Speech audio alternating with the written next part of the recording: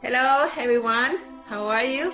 I am Noemi Paimal from Education 3000, and yes, we have a new program now. It's called Creating a Quantum Leap in Education, and I am very pleased to do this program with a very special guest. She is Briony from the school called Butterfly School, and I met you in Antwerp actually when you were the director of the school, and the school was very nice. I remember it was beautiful.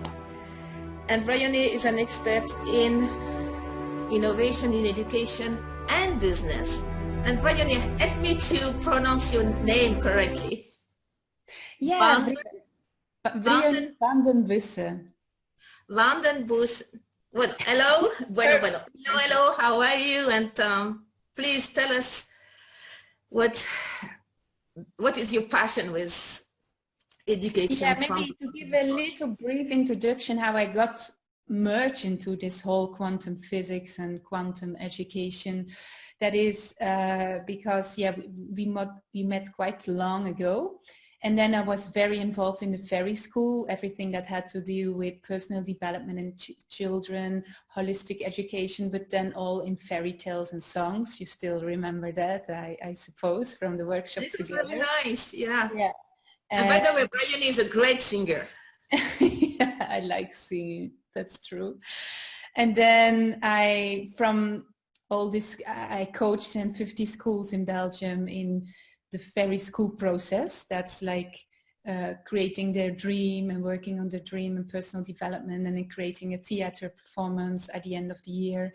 And we immersed schools in a kind of dancing and colorful holistic expressions way of who am I really, and how can I then express it in a creative form.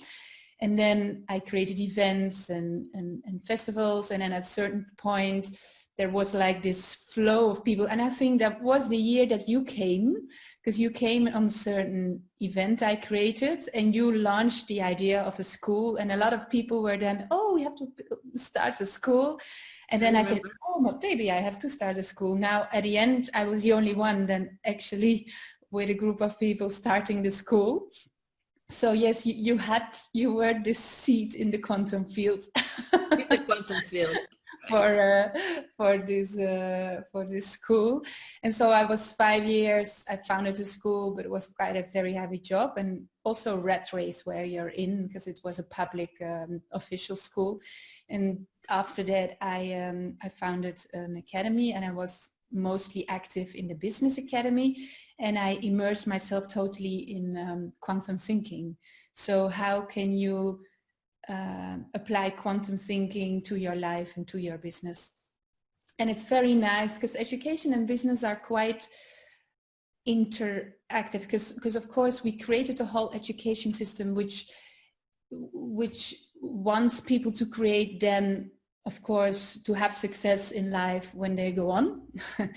And but education still nowadays is quite a machine-like system where it is created to then work in a kind of machine where people are resources.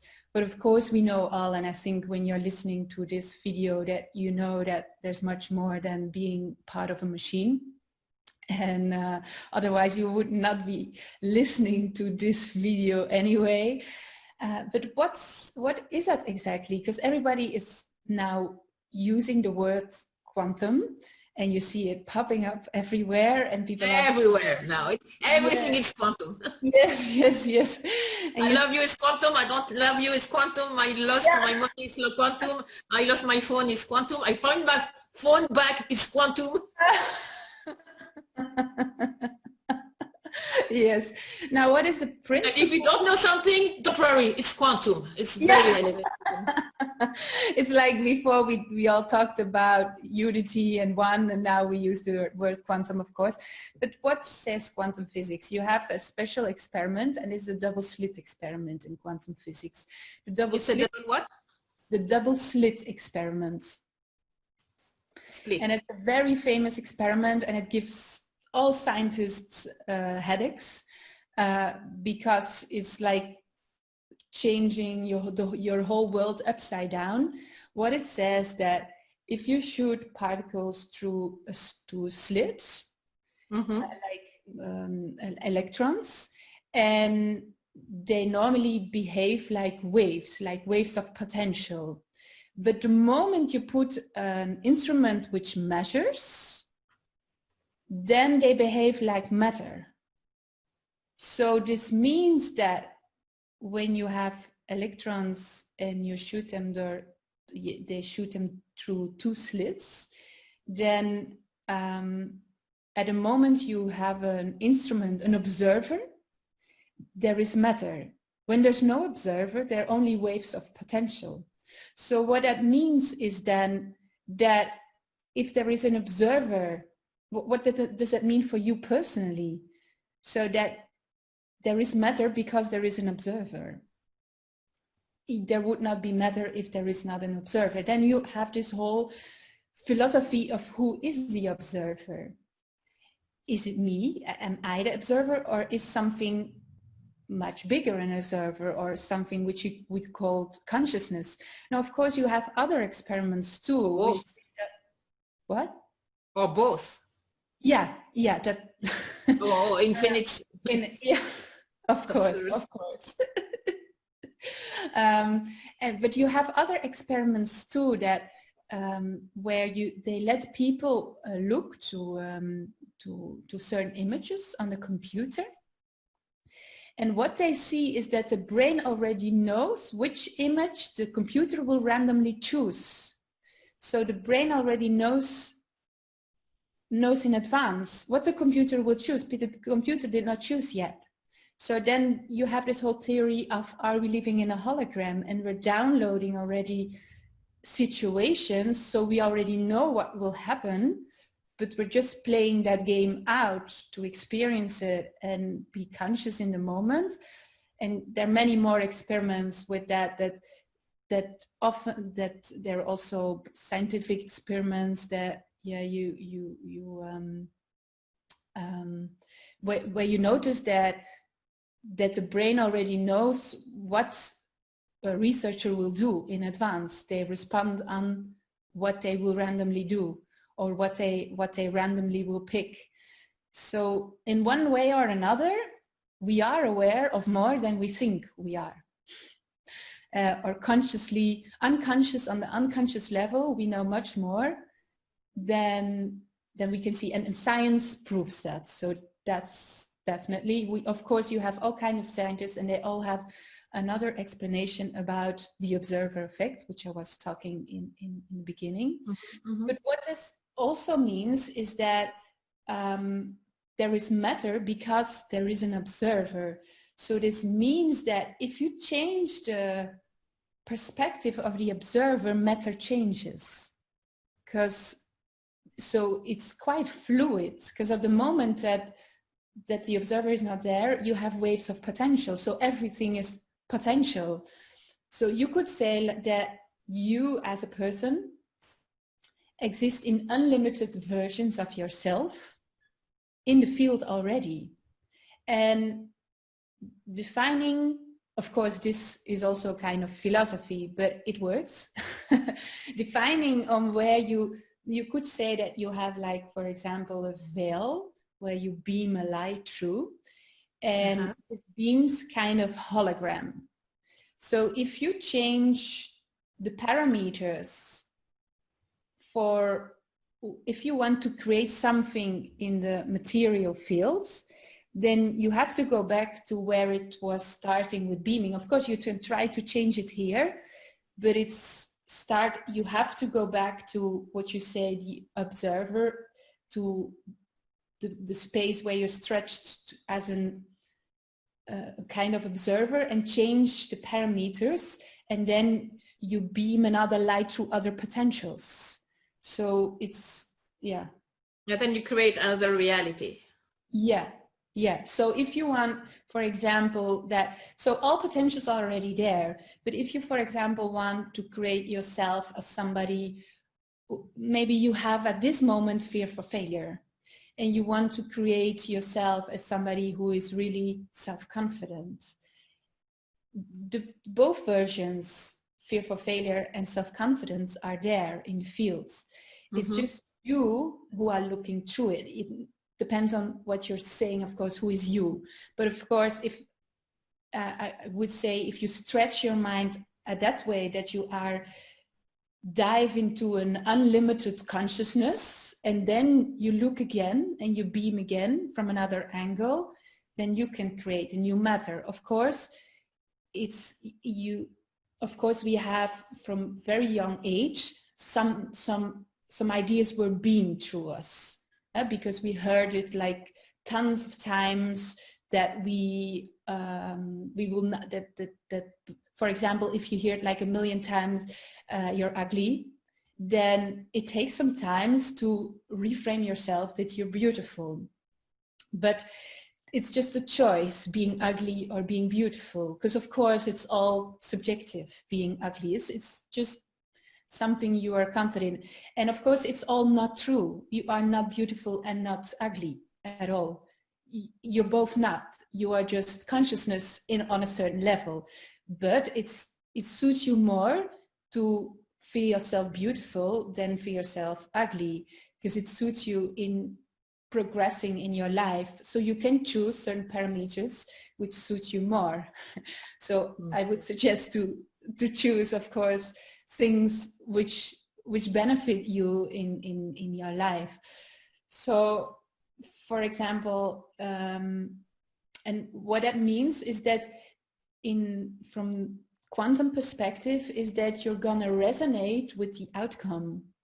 So what you do is you bring yourself in a state of awareness which feels already that it's done. Because the moment you feel that you have to go to a certain state, then you start from a state of scarcity. You don't start with a state of abundance. And in the field, everything is abundantly present.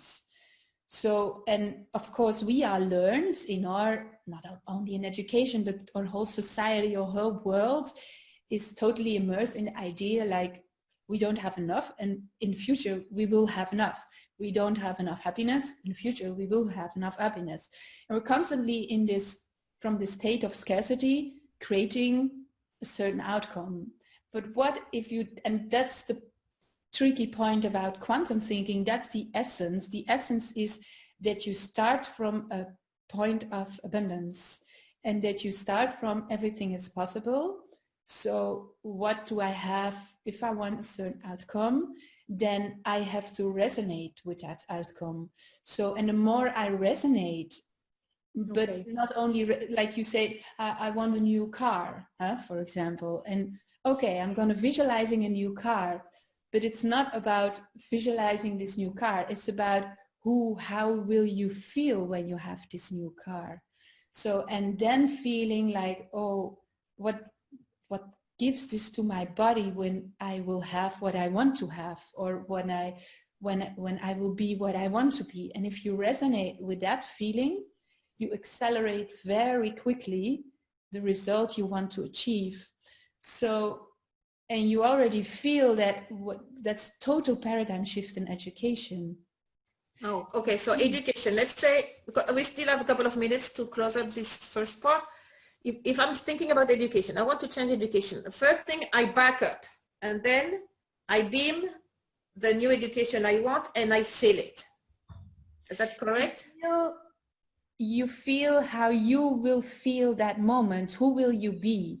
What kind of person will you be in that moment? So I will be so happy to see the kids happy, and I will feel so fulfilled because we made it, and I will feel like overjoyed. Say, oh, the kids are happy finally, and the parents, and then this is going up, and this will attract my beaming. I mean, it will make my beaming real.